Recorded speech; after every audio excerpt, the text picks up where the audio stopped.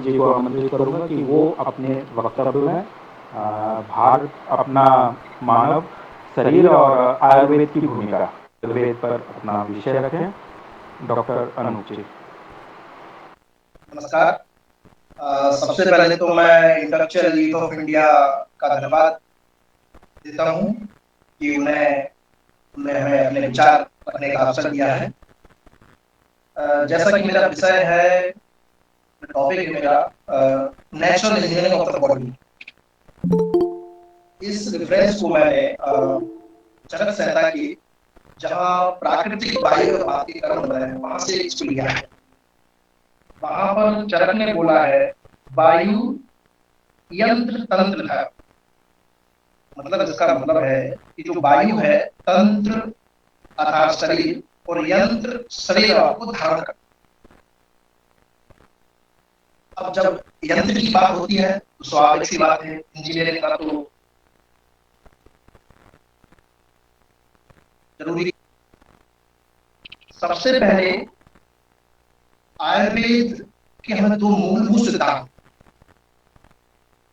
एक पंच महाभूत सिद्धांत और दूसरा त्रिदोष सिद्धांत को समझना बहुत जरूरी। पंच महाभूत सिद्धांत के अनुसार इस संसार में जितने भी द्रव्य हैं वो सारे के सारे द्रव्य पंच महाभूतों से मिलकर बने। इसी प्रकार जब सारे द्रव्य पंच महाभूतों से मिलकर बने हुए तो जो त्रिदोष है, उनको वात पित्त कफ बोलते हैं, उनकी उत्पत्ति भी त्रिदोष। इसके लिए जो अष्टांग संग्रह है, भरत भागवत का एक ग्रंथ है, उन्होंने बताया है कि जो आकाश और वायु होता है उससे वात बनता है, जो अग्नि होती है उससे पित्त बनता है, और जो कफ होता। तो यहाँ एक चीज समझने की आवश्यकता है, या सिद्धांत शब्द का प्रति होंगे बहुत सारे, वो समझते हैं सिद्धांत क्या होता है। वर्तमान समय में जो सिद्धांत की परिभाषा दी हुई है और जो हमारे महर्षियों और ऋषियों ने जो सिद्धांत में लगभग समानता एक जैसी, मतलब उन्होंने जो सिद्धांत उस समय उस जो प्रतिपादित किए थे, उन्होंने अपने हिसाब से सिद्धांत दिए थे। वो सिद्धांत आज भी, जो सिद्धांत आज से 3000 साल पहले 4000 साल पहले दिए हुए थे, वो आज सिद्धांत जैसे कि तैसे बने हुए हैं और वो अभी किसी भी सिद्धांत को हम ये नहीं कह पाए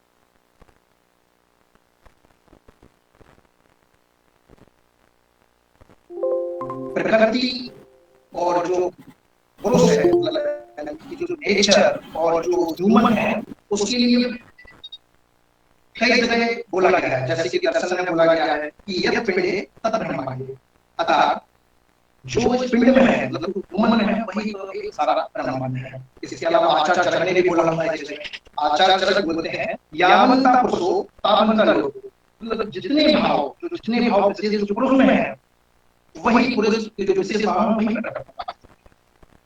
अब यहाँ समझने की आवश्यकता है, इसको सिंपल भाषा में समझने का प्रयास करेंगे। जो हमारा शरीर है वो आकाश, वायु, अग्नि, जल और पृथ्वी, इन प्राकृतिक तत्वों से बना है।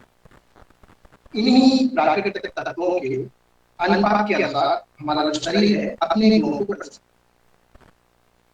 है। और जब इन तत्वों का अनुपात बिगड़ता है तो हम बीमार होते हैं, उसका उपचार करते हैं। लेकिन हमें यहाँ सबसे बड़ी बात क्या है, ये समझने की आवश्यकता है कि हम बीमार ही क्यों हुए, हमारे शरीर में ये बीमारी पैदा होने का कारण क्या है। इसका कारण है या तो हम शरीर को अधिक उपयोग कर लेते हैं या हम शरीर का उपयोग ही नहीं करते, जिससे जो हमारा यंत्र रूपी शरीर है उसकी मशीन खराब और बीमार हो जाती है।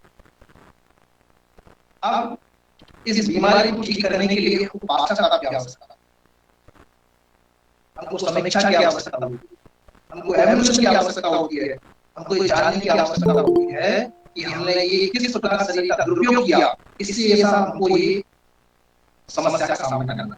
तो क्या करना चाहिए इसके लिए? तो हमें इसके लिए प्रकृति के समीप जाकर उनकी पूर्ति करनी चाहिए, जिससे हम स्वस्थ हो सके। अगर हम ऐसा करेंगे तो क्या, अगर हम ऐसा करते हैं तो आगे हम वो काम नहीं करेंगे जिससे हम बीमार हों,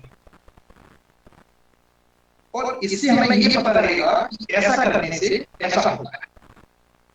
और भविष्य में जब कभी भी ऐसी विषय की पुनरावृत्ति होगी या कभी स्थिति बनेगी तो हम समझ जाएंगे।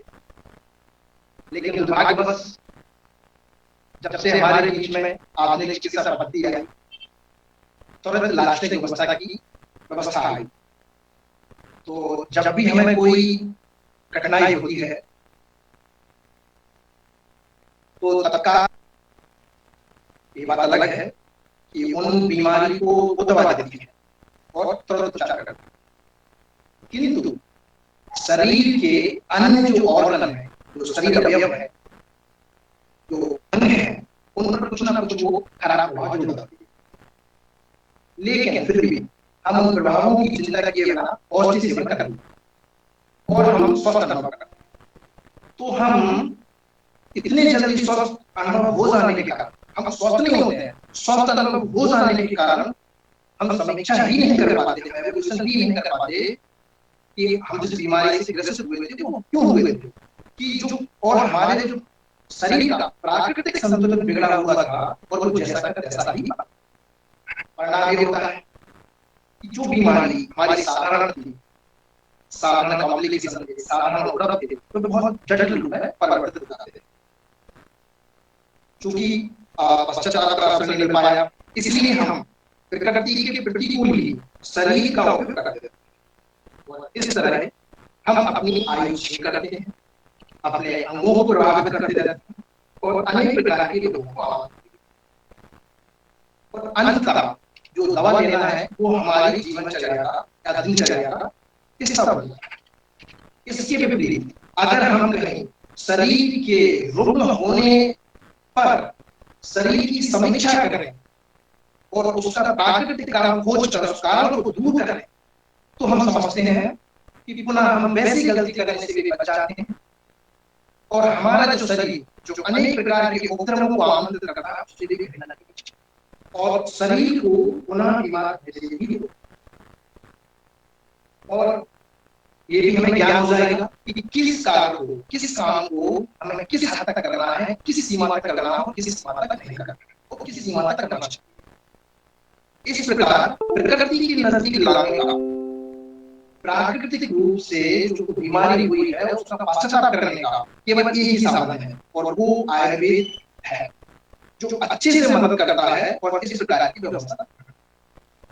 वर्तमान समय में समाज में ऐसे लोग बहुत कम हैं जो अपने आप को घोषित कर सकें कि भाई और ऐसा सामर्थ्य रखते हैं कि भाई कह सकें कि हम स्वस्थ हैं। वो बात अलग है कि वो चश्मा लगाकर, बीपी की गोली खाकर और शुगर की गोली खाकर कहें कि हम स्वस्थ हैं, तो उस स्थिति को तो स्वस्थ नहीं मान सकते हम। हमने आधुनिक चिकित्सा पद्धति का अपने आप को प्रकृति से दूर कर दिया। इससे हम अपने शरीर की क्रिया विधियों का बोध भी नहीं किया, जो हमारे शरीर की क्रिया विधियां है, शरीर कार्य है, हमारी नेचुरल कार्य है जो होनी चाहिए, उसका भी ज्ञान रहा। उसका ज्ञान न होने के कारण जो हमारी जटिल समस्या है, मैं बोल रहे हैं जो सिंपल समस्या थी वो जटिल समस्या बन गई। और इस कारण से हम सुनने को तरस जाते हैं तो कोई व्यक्ति कह दे कि वह पूरा स्वस्थ है। आयुर्वेद आपके जीवन को प्रकृति के समीप जीवन जीने की कला देते और हम अपनी सच्चाइयों को पूर्ण करने में सक्षम। जैसे कि चरक आयुर्वेद बोलता है कि जो पुरुष की आयु होती है वो 100 वर्ष होती है, लेकिन वर्तमान समय में मुझे नहीं लगता कि कोई व्यक्ति 100 वर्ष जी पा रहा हो। कुछ हमारे जो पुराने लोग हैं वो ही अभी लगभग 90 करते हैं। वर्तमान समय में गवर्नमेंट भी बोलती है कि भाई 65 हमारी एवरेज एज है, लेकिन आयुर्वेद ऐसी व्यवस्था प्रदान करता है जिससे जो मनुष्य की आयु है वो 100 वर्ष तक हो सकती है। ये जो वायरस आज की डेट में सुनने को मिल रहा है कोरोना वायरस की, जो कोरोना का वायरस है ये नई व्यवस्था नहीं है। प्रकृति में, वातावरण में करोड़ों प्रकार की वायरस पाई, बहुत सारों की खोज हो चुकी है और अभी खोज जारी है और अनंत काल तक खोज चलती रहेगी और नए नए वायरसों की खोज होगी। हम जब सांस लेते हैं, एक सांस में पता नहीं कितने वायरस को अंदर लेते हैं, उन वायरस को। वैसे भी सभी को पता है कि जो वायरस है वो जीवित और अजीवित, नॉन लिविंग और लिविंग के बीच की कड़ी माना। जब तक कि वो है, मतलब शरीर से बाहर है, होश से बाहर है, जब तक वो जीवित है, और जो शरीर के अंदर है तो वो उसको जीवित माना जाता है। मतलब इस प्रकार से बहुत सारे वायरस हमारे वातावरण में। तो वायरस कब तक हमारे ऊपर असर नहीं करता? जब तक हमारे ऊपर असर नहीं करता, जब तक कि हमारे बॉडी की जो प्रतिरोधक क्षमता है वो उससे लड़ने में सक्षम। जब हमारी बॉडी की जो प्रतिरोधक क्षमता है वो बॉडी वायरस से लड़ने में अक्षम हो जाती है, तो वही वायरस या बैक्टीरिया, मतलब जो भी माइक्रो ऑर्गेनिज्म है, वो हमारे बॉडी पर असर करते हैं और वो हमको बीमारी करते हैं। अब अन्यथा हमें कोरोना की आवश्यकता नहीं है। कोई भी वायरस, कोई बैक्टीरिया, फंगस, प्रोटोजोआ हमें बिस्तर पर पहुंचाने के लिए सक्षम है और पहुंचा भी रहे हैं। हम देख भी रहे हैं, आज हम व्हाइट फंगस, ब्लैक फंगस के चक्कर में उलझे हुए हैं और मौत की शिकार। ये समझने की आवश्यकता है आपको कि हमारे शरीर की पूर्ण क्षमता हमने जो प्रकृति से दूर रह के और शरीर की कार्य को ना समझते हुए की गई भूलों के कारण जो अर्जित की है, जो जितनी सारी क्षमता और संगतियां हैं जो हमने अर्जित की है, वो अब हमें स्वीकार करना पड़ेगा और इससे आगे कोई विकल्प नहीं है। और अपने आप को प्रकृति के हिसाब से बदलने की आवश्यकता है और इसके आगे कोई विकल्प नहीं है। अगर आप इसको हल चाहते हैं, अगर इसका हल चाहते हैं, तो पुनः आपको प्राकृतिक जीवन की ओर लौटना पड़ेगा। अदरवाइज ये जो जितनी हम सारी चीजें देख रहे हैं, सब चीजों का आपको कहीं ना कहीं सामना करना पड़ेगा। इस प्रकार अगर हम देखें तो आयुर्वेद पूर्णतः एक प्रकृति के हिसाब से आपको जीवन जीने का अवसर प्रदान करता है। प्रकृति के हिसाब से आपके पूरे सिस्टम, मतलब बायोलॉजिकल वॉच और जो नेचर वॉच होती है, दोनों को सामंजस्य स्थापित करता है। इसके लिए आयुर्वेद में आहार विहार, दिनचर्या, ऋतुचर्या, सभी चीजों का वर्णन। इसके साथ साथ लोगों को जहाँ तक लगता है कि ये बात का क्या सिद्धांत क्या है, ये पंचमहाभूत सिद्धांत ऐसे तो इसके बारे में मैं बताना चाहूंगा कि जो बात पित्त कफ की प्रकृतियों के बारे में वर्णन है, उसमें हैदराबाद में सेल बायोलॉजी और जेनेटिक इंजीनियरिंग की भारत सरकार की सबसे बड़ी लैब है। उसने जब प्रकृतियों का अध्ययन किया, तो प्रकृतियों का अध्ययन करने के बाद जो विशेष प्रकृतियों के लोग थे, जब उनका सैंपलिंग किया और उसकी जब जेनेटिक डीएनए फिंगरप्रिंट बना के जब उसकी जेनेटिक जीनोटाइप और फिनोटाइप का अध्ययन किया, तब देखते हैं कि जिन प्रकृतियों को बारे में वर्णन किया गया और जिन प्रकृति के पुरुषों के बारे में बताया गया है, उन सबके जीनोटाइप और फिनोटाइप लगभग समान। मतलब कि जो सिद्धांत, जो सिद्धांत, जो पंचमहाभूत सिद्धांत आज से 3000 साल पहले, 4000 साल पहले जो हमारे ऋषि और हमारे आचार्य, हमारे मनीषी ने विभिन्न अन्वेषकों, परीक्षणों और अपनी बुद्धि से तर्क के आधार पर किए थे, वो आज का भी आधुनिक विज्ञान उसको अक्षम नहीं कह रहा। वो भी कह रहा है कि हाँ भाई ये सही है। इस प्रकार से जो आयुर्वेद है वो दो उसके मेन जो उद्देश्य है, वो एक उद्देश्य है स्वास्थ्य रक्षण, आतरस विकार, मतलब स्वस्थ व्यक्ति के स्वास्थ्य की रक्षा करना, तो रोगी का उपचार करना। दुर्भाग्यवश जो आयुर्वेद में स्वस्थ व्यक्ति के स्वास्थ्य की रक्षा करने का जो विषय है, मुझे नहीं लगता हम भूल गए। स्वस्थ व्यक्ति के स्वास्थ्य कैसा बना रहे,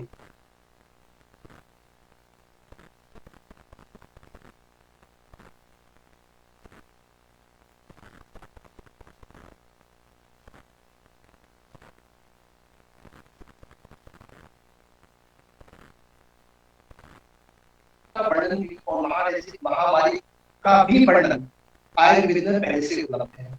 यहाँ तक कि एड्स और कैंसर जैसी जो बीमारियां हैं, जिन्हें लोग असाध्य बोलते हैं लोग करोड़ों रुपए खर्च करते हैं, उनके ट्रेसेस भी आयुर्वेद में मौजूद है। हमें आवश्यकता है उन सिद्धांतों को, उन जो जानकारियां हैं उनको आधुनिक जो पैरामीटर्स हैं, क्या है कि आधुनिक पैरामीटर्स बेसिकली बायोकेमिस्ट्री पर आधारित है। तो बहुत सारी चीजें होती हैं जो फंडामेंटल्स अलग है थोड़ा उससे, तो इस वजह से बहुत सारी हमारे फंडामेंटल्स है वो जो मॉडर्न के पैरामीटर्स हैं उनको वो नहीं समझ पाता। मतलब वो मॉडर्न पैरामीटर्स, ऐसा कहें तो मॉडर्न पैरामीटर्स है जो हमारे सिद्धांत है उनको टेस्ट करने के लिए अक्षम है। तो इस अवस्था में क्या हम ये मान लें कि जो हमारे पुराने दिए हुए जो सिद्धांत है, जो हमारे ऋषि मुनियों ने जो मतलब है कि सिद्धांत की परिभाषा देते हुए उन्होंने कहा है कि सिद्धांतो नाम या सिद्धांतो नाम साया परीक्षके बहुविधम परीक्षम हेतुविश्चम साधयता स्थापयते, अर्थात परीक्षकों द्वारा अनेक बार परीक्षक विषयों की परीक्षा करके, मतलब एक ही विषय की बार बार परीक्षा करके हेतुओं के द्वारा उन परीक्षित विषयों को सिद्ध करके जो स्थायी निर्णय दिया जाता है उस सिद्धांत कहते हैं। अब ये सिद्धांत की परिभाषा हमारे दी जा सकती है। इस सिद्धांत की परिभाषा के शब्द को जब आप इंग्लिश ट्रांसलेशन करेंगे तो जो मॉडल की प्रिंसिपल की जो है वो आप देखिए, मतलब उस समय ये जो हमारे दो सिद्धांत पंच महाभूत सिद्धांत है उसको ये सिद्धांत भी चार प्रकार के हैं। एक सिद्धांत है पंच महाभूत सिद्धांत, उन्होंने बोला सर्वतंत्र सिद्धांत का मतलब कि उस समय मतलब जब ये सिद्धांत दिए गए थे तो जितने भी प्रकार के लोग थे वो सारे तंत्र थे, उन सबने इनको स्वीकार किया। तो जब ऐसी व्यवस्था इतनी वैज्ञानिक हम है और प्रकृति के हिसाब से हमारा पूरा एक सिस्टम बना हुआ है और जो हमारे पूर्वजों ने हमको एक अच्छा सा पैकेज बना के दिया था कि हम उसको फॉलो करेंगे और जो हमारे जीवन के लिए उपयोगी है, तो मुझे लगता है कि हमें एक बार फिर से अपने प्राकृतिक जीवन पर लौटना चाहिए और हमको जो हमसे गलतियां हुई हैं उनको सुधारना चाहिए और हमें विश्लेषण करना चाहिए कि हमसे कहाँ गलती हो रही है, उस गलती को सुधारने का प्रयास करना चाहिए और प्राकृतिक जीवन की ओर लौटना चाहिए। बाकी परिणाम हम देख ही रहे हैं, परिणाम भुगत ही रहे हैं। इसी के साथ मैं अपनी वाणी को विराम देता हूँ। धन्यवाद।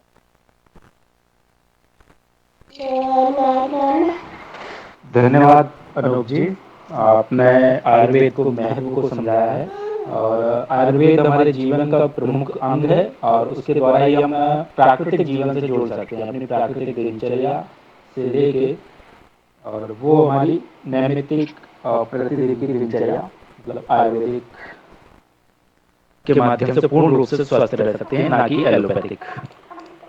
बहुत बहुत धन्यवाद।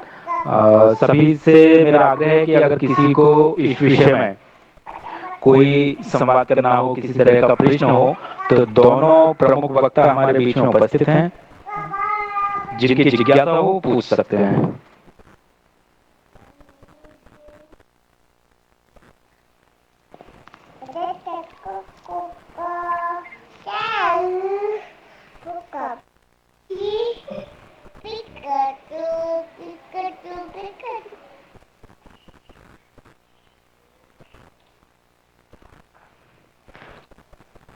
किसी की नहीं कोई जिज्ञासा?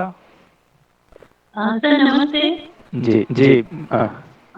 जैसा कि मुझे एक डाउट ये है कि जैसा कि आयुर्वेद के बारे में तो ऑब्वियसली कि उसके कोई साइड इफेक्ट्स नहीं होते हैं, पर अभी जो हमारी दैनिक दिनचर्या है इसमें क्या आयुर्वेदिक जिस तरह से एलोपैथी फास्ट रिलीव करती है, क्या आयुर्वेदिक में ऐसा कोई संसाधन है जो फास्ट रिलीव करे तो हम उसी ओर जाए? क्योंकि आजकल की बीमारियां तो ऐसी है ना कि जिसमें फास्ट रिलीफ की जरूरत पड़ती है, आयुर्वेदिक थोड़ा टाइम लेता है, तो उसके लिए क्या किया जाना चाहिए? डॉक्टर साहब आपके लिए प्रश्न है जी। आपने कभी इनो इस्तेमाल किया है क्या? नहीं सर, एक दो बार जो मुझे स्टोन की प्रॉब्लम है तो होम्योपैथी का यूज किया था, पर वो बहुत जल्दी असर नहीं करती है, फिर दवाइयां खानी पड़ती है। जब आप इनो को देखेंगे तो जी। उस पर लिखा हुआ है एन आयुर्वेदिक प्रॉपर्टी मेडिसिन। जब तो 6 सेकंड में काम कर सकती है, तो ये हम कैसे कह सकते हैं कि जो आयुर्वेद है वो तेजी से काम करता है? ऐसा बिल्कुल भी नहीं है। आयुर्वेद में भी तुरंत उपचार की व्यवस्था है, लाक्षणिक उपचार की व्यवस्था भी है। लेकिन ये है कि आप उसके लिए आपको अच्छे से जो आयुर्वेद चिकित्सक की सलाह लेनी पड़ेगी। तो ऐसा नहीं है कि आयुर्वेद में तुरंत उपचार की व्यवस्था नहीं है। ये तो कुछ लोगों द्वारा भ्रांतियां फैलाई गई है कि ये आयुर्वेद लेट काम करता है, ऐसा बिल्कुल भी नहीं। तो सर इसके जो ऑथेंटिक डॉक्टर्स हैं उनके बारे में कैसे पता लगाया जाए कि हम जिस शहर में रहते हैं वहां पर कौन ऑथेंटिक डॉक्टर्स हैं? हाँ, ऑथेंटिक डॉक्टर्स के लिए मध्य प्रदेश या मतलब किसी भी राज्य का जो होता है उसका राज्य का एक स्टेट का जो आयुर्वेद चिकित्सक होता है उसका बोर्ड होता है। और जो जी। सारे चिकित्सक, हाँ, जो सारे चिकित्सक होते हैं बोर्ड से रजिस्टर्ड होते हैं। तो जो बोर्ड है उनको एक रजिस्ट्रेशन नंबर प्रदान करता है। जी। और जब वो अपने पर्चे पे देते हैं तो वो चाहे एलोपैथी डॉक्टर हो, चाहे वो आयुर्वेद हो, होम्योपैथी हो, यूनानी हो, किसी भी पैथी का वो होगा, उसको एक सरकार की तरफ से एक रजिस्ट्रेशन नंबर मिलता है। उस रजिस्ट्रेशन नंबर के आधार पर आप तय कर सकते हैं कि ये पहले डॉक्टर है। और उसकी रजिस्ट्रेशन देता है, वो रजिस्ट्रेशन की कॉपी होगी उसके पास, वो लगा के रखता है कि देखना है रजिस्ट्रेशन की कॉपी लगाया है, अपनी डिग्री भी लगा के रखता है। तो रजिस्ट्रेशन से पता लगा सकते हैं कि वो रजिस्टर्ड डॉक्टर है। जी धन्यवाद सर।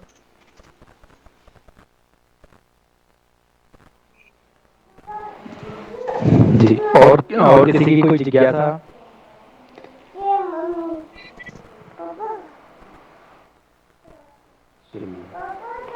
तो हम आज का इस हमारा जो कार्यक्रम था इसके समाधान की ओर चलते हैं। और दोनों प्रमुख वक्ताओं का बहुत बहुत आभार और अभिनंदन। और सभी जो श्रोतागण हैं हमारे बीच में, प्रमुख श्रोता आज हम इस कड़ी में जुड़े हुए हैं, आप सभी का भी बहुत बहुत आभार है, बहुत बहुत अभिनंदन है। क्योंकि हम सब की एक सांघिक रूप से हम जो कार्यक्रम कर रहे हैं उसकी सफलता का कारण भी हम ही होंगे। और उसके पहले पायदान पर हम अभी चल रहे हैं, ये तीसरा क्रम है। अगले क्रम में फिर हम एक विशेषज्ञों के साथ फिर शामिल होंगे, ये तीसरा था, चौथी वेबिनार में। इसी के साथ सभी को धन्यवाद। जय श्री राम।